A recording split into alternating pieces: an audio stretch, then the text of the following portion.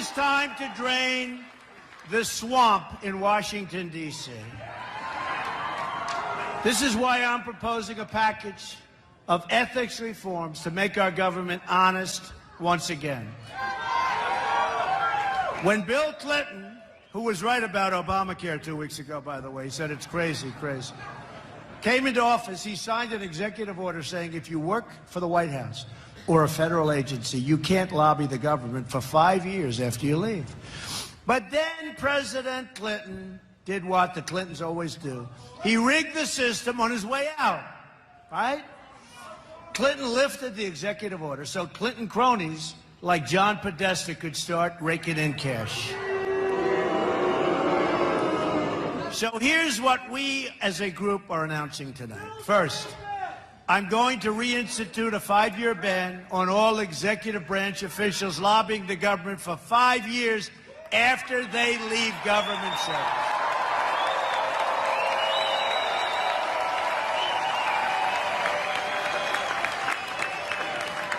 I'm going to ask Congress to pass this ban into law so that it cannot be lifted by executive order, right?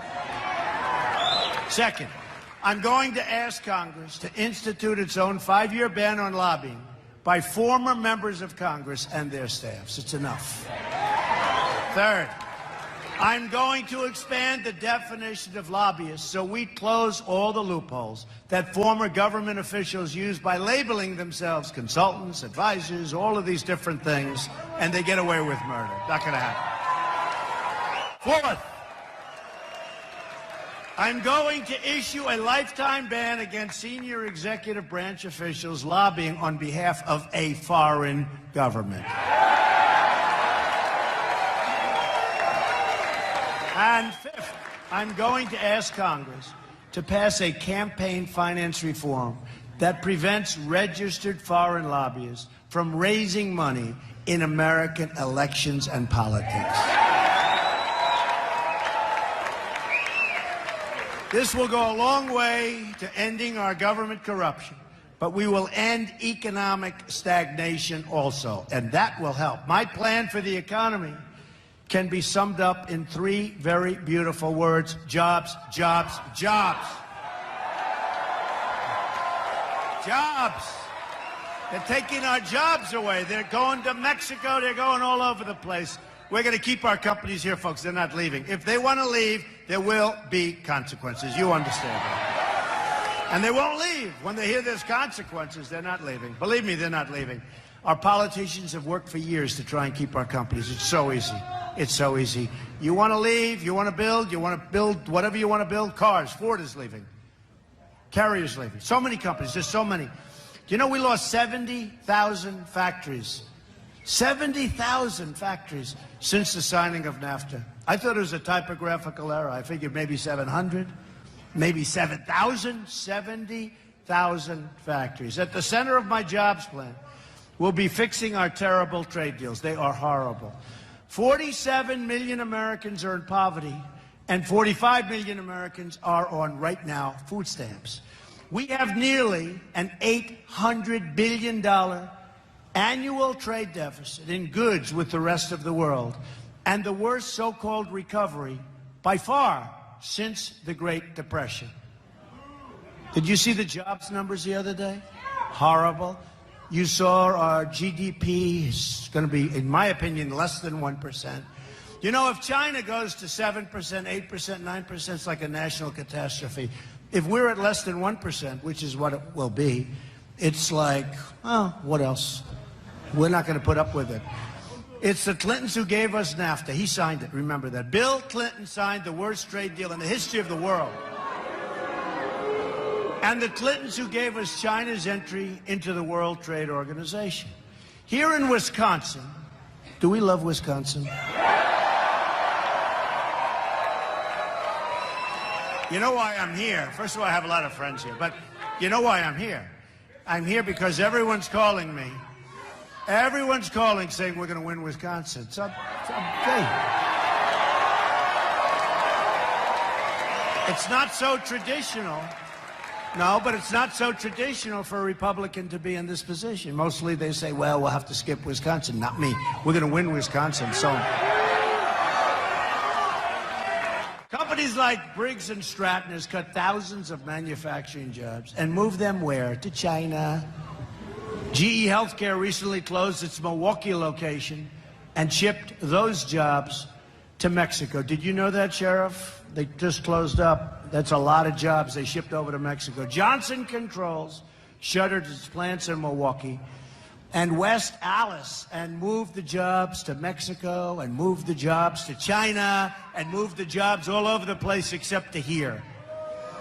The list goes on and on. Many, many companies leaving Wisconsin, leaving everywhere. They're leaving our country. We are living through the single greatest jobs theft in the history of the world. It's true. Our companies are being raided. Our jobs are being let go. We end up with unemployment and empty buildings. They end up with cash. Tremendous factories like you've never seen, magnificent plants, jobs all over the place. We end up actually with two things, unemployment and drugs. They end up with the cash, we end up with the drugs. Not so good. A Trump administration is going to renegotiate NAFTA, stand up to China, and get along with China. We don't get along with China now, and they rip us off. And stop the jobs from leaving our country. And I do a lot of business with China. I have the largest bank in the world as a tenant in one of my buildings in Manhattan. And China's wonderful. I mean, I wish our people ran our country. I mean, like, they're smart people. They're smart people. We don't have smart people running our country. We have people that are incompetent. We have a president that all he wants to do is campaign for Hillary Clinton so that she can double your health care costs. All he does is campaign. This guy, every time you see him, he's campaigning for Clinton, and frankly, he ought to be working on jobs. He ought to be working on the Second Amendment and the border and all of these different things. He ought to be working on taking care of our veterans, right? And our military. I mean, here's a guy. We go into Mosul. Now, why don't we just go in quietly, right? They used to call it a sneak attack. Let's call it, we want to do it nice and easy. I've been reading about it for 4 months. Now, a primary reason for going in was we wanted to get the leaders of ISIS, right? They're gone, folks. They're gone. They're smart people. They read the same newspapers and articles that we read. They said, hey, they're going to attack Mosul in 4 months. Let's get the hell out of here. They're all over the place. How stupid are our people? Can you imagine the great General George Patton and General MacArthur? I really had a lot of respect. You know what they're doing, right? They're spinning in their grave. And I see we will be attacking sometime next week. I've been reading about this for months. And honestly, a big, big part I've always heard. And I always used to wonder why they don't go in. But I meant like quietly, boom, right? Surprise. Do you remember they used to call it the element of surprise? Now our element of surprise is in 4 months, we will be attacking Mosul.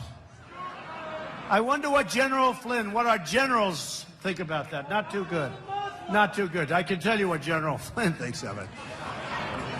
As part of our plan to create at least 25 million jobs in 10 years, we're going to lower our business tax from 35% to 15%.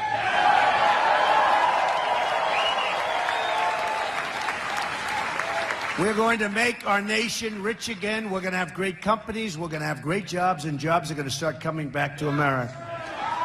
But to be a rich country, we must also be a safe country. National security begins at the border.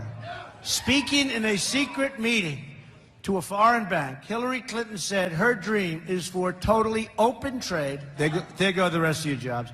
And open borders. There goes your country. Between open trade, your jobs, open borders, your country. So you lost your jobs and your country. Other than that, she's doing a great job. By open trade, she means foreign countries can cheat us out of millions of dollars and millions of jobs. And literally, not millions of dollars, really, it's really trillions and trillions of dollars. By open borders, she means totally unlimited immigration. In a secret speech to Goldman Sachs, she said citizens who want to control immigration are un-American. I don't think so. Deplorable, right?